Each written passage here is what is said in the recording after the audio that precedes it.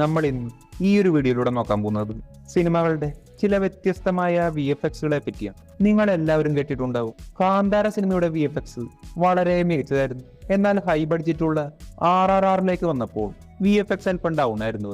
നമുക്ക് എന്താണ് ഇതിന്റെ റീസൺ എന്ന് നോക്കുക. നമ്മൾ നോക്കിക്കഴിഞ്ഞാൽ ഇന്ത്യയിലെ ഏറ്റവും വലിയ ഫിലിം ഇൻഡസ്ട്രി അത് ബോളിവുഡ് ഇൻഡസ്ട്രിയാണ്, അതായത് ഹിന്ദി സിനിമ.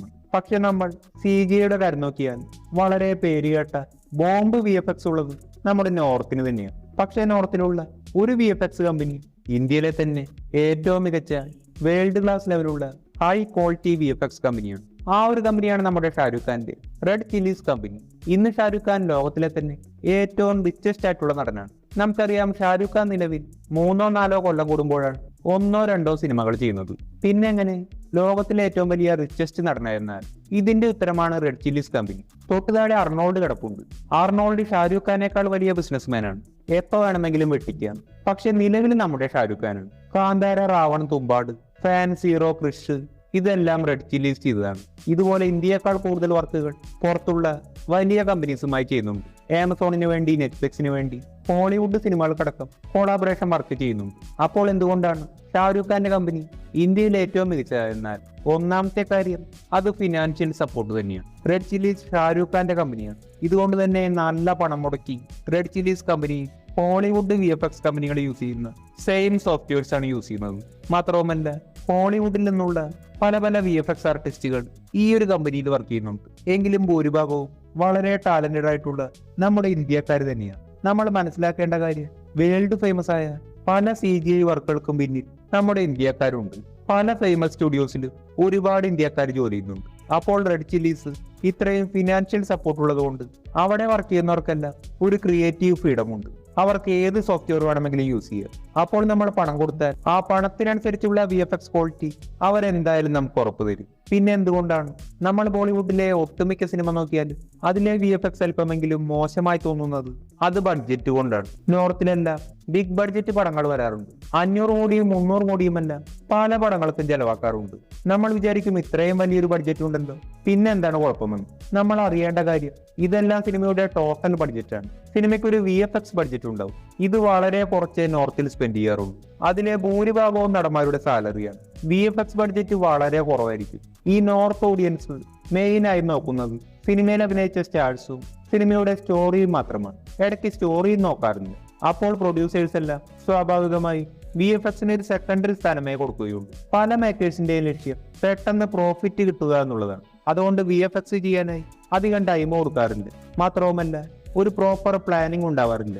നമ്മൾ CGI യൂസ് ചെയ്തുള്ള ഏതെങ്കിലും ഒരു സിനിമ എടുക്കുന്നുണ്ടെങ്കിൽ ആദ്യം പോയി VFX കമ്പനിയോട് പറയണം. അപ്പോൾ അവർ അതിന്റെ ഒരു കാർട്ടൂൺ പോലെ 3Dയിൽ ഒരു പ്രീ വിഷ്വലൈസേഷൻ ഉണ്ടാക്കും. അതായത് നമ്മൾ നമ്മുടെ സീൻ അവർക്ക് പറഞ്ഞു കൊടുക്കണം. അപ്പോൾ അത് VFX ചെയ്താൽ എങ്ങനെ ഉണ്ടാകും എന്നുള്ള ഡെമോ നമുക്ക് കാണിച്ചു തരും. എന്നിട്ട് വേണം റിയലായി ഷൂട്ട് ചെയ്യാൻ. പക്ഷെ നോർത്തിലെ ബംഗാളികൾ ആദ്യം പോയി സിനിമ ഷൂട്ട് ചെയ്യും. എന്നിട്ടാണ് പറയുന്നത് ഇവിടെ സിംഹം വേണം, കടുവ വേണമെന്നൊക്കെ. അപ്പോൾ തന്നെ അവിടെ ഒരു പകുതി ഫിനിഷിങ്ങും പോയി. അങ്ങനെ അവർ എന്തെങ്കിലും ഉണ്ടാക്കുമ്പോൾ ചിലപ്പോൾ ഡയറക്ടേഴ്സ് ചില സീനുകൾ ശരിയായില്ല, പല ചേഞ്ചസ് വേണമെന്ന് പറയാം. അത് ചെയ്യാൻ അവർക്ക് ടൈം അധികം ഉണ്ടാവില്ല, ബഡ്ജറ്റും ഉണ്ടാകില്ല. അങ്ങനെ വരുമ്പോൾ അതൊരു പകുതി ഫിനിഷഡായ VFX ആയി തുടരുന്നു. നമ്മൾ ബാഹുബലി, RRR സിനിമയെല്ലാം നോക്കിയ രാജമൗലി ഇന്ത്യൻ സിനിമയ്ക്ക് നല്ല ക്വാളിറ്റി വേണമെന്ന് തീരുമാനിച്ചുകൊണ്ട് നല്ല രീതിയിൽ ടൈം എടുത്ത് പെർഫെക്റ്റ് പ്ലാനിങ്ങിലൂടെ വിഷനോടെ ചെയ്ത സിനിമകളാണ് ഇത് രണ്ടും.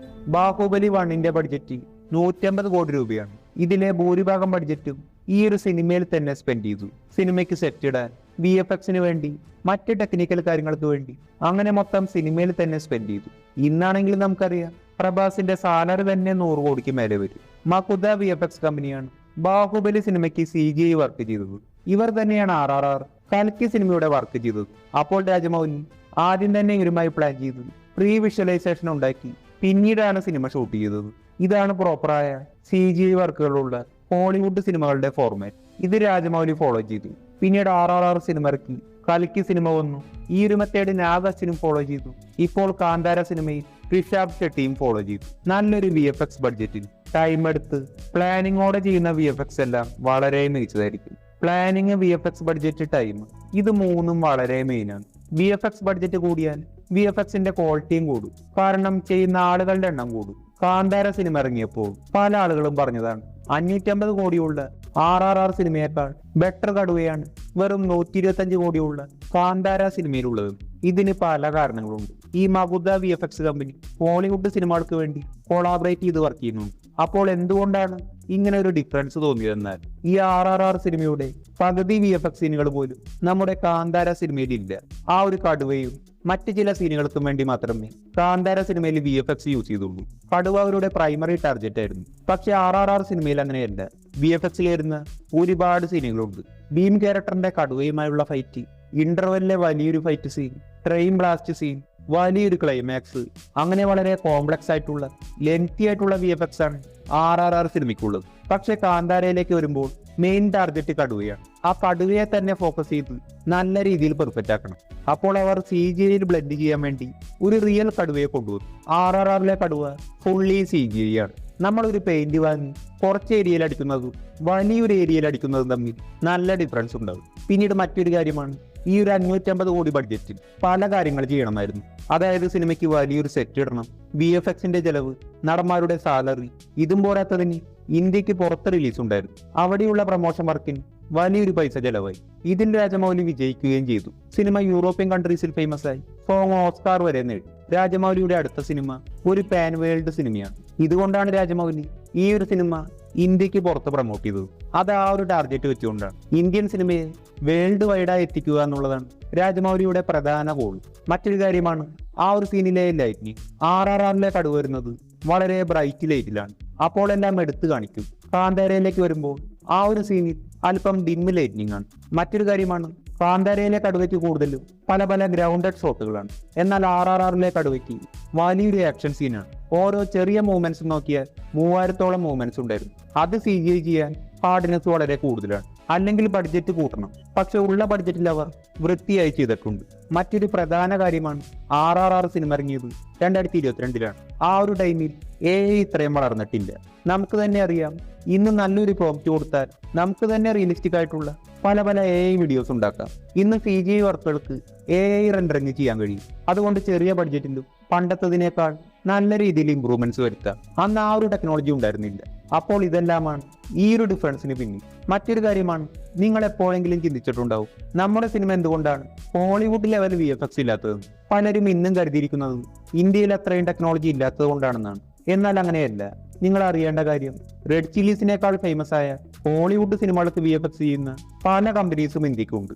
Avengers Endgame, Thor Ragnarok, Infinity War, Doctor Strange, Black Panther, ഇതിനെല്ലാം കൊളാബറേറ്റ് ചെയ്ത് വർക്ക് ചെയ്തത് ചെന്നൈയിലെ ബോട്ട് VFX ആണ്. ഇതുപോലെ Life of Pi, Spiderman 3, Chronicles of Narnia, ഇതിലെല്ലാം Tata Elxsi company collaboration work ചെയ്തിരുന്നു. ഇതിന്റെ ബ്രാഞ്ച് ഉള്ളത് തിരുവനന്തപുരത്തും ബാംഗ്ലൂരുമാണ്. പിന്നെ James Bond, Top Gun Maverick, Fast and Furious, ഇതിലെല്ലാം ചെന്നൈയിലെ ഫ്യൂച്ചർ വർക്ക്സ് മീഡിയ കൊളാബറേറ്റ് ചെയ്തു. പിന്നെ Lion King, Godzilla vs Kong, Jungle Book, MPC എന്ന കമ്പനി ഇന്ത്യൻ ഓണർഷിപ്പ് ഉള്ള കമ്പനിയല്ല, ഒരു ലണ്ടൻ ബേസ്ഡ് കമ്പനിയാണ്. ഹെഡ് ക്വാർട്ടേഴ്സ് ലണ്ടനിലാണെങ്കിലും ഇതിന്റെ പ്രധാന ബ്രാഞ്ച് ഇന്ത്യയിലാണ്. പ്രധാന VFX വർക്കുകൾ ഇന്ത്യയിൽ വെച്ച് ഇന്ത്യക്കാർ ചെയ്തതാണ്. ഈ ഹോളിവുഡ് സിനിമകൾക്ക് VFX പല കമ്പനികൾ കൊളാബറേറ്റ് ചെയ്ത് ചെയ്യുന്നതാണ്.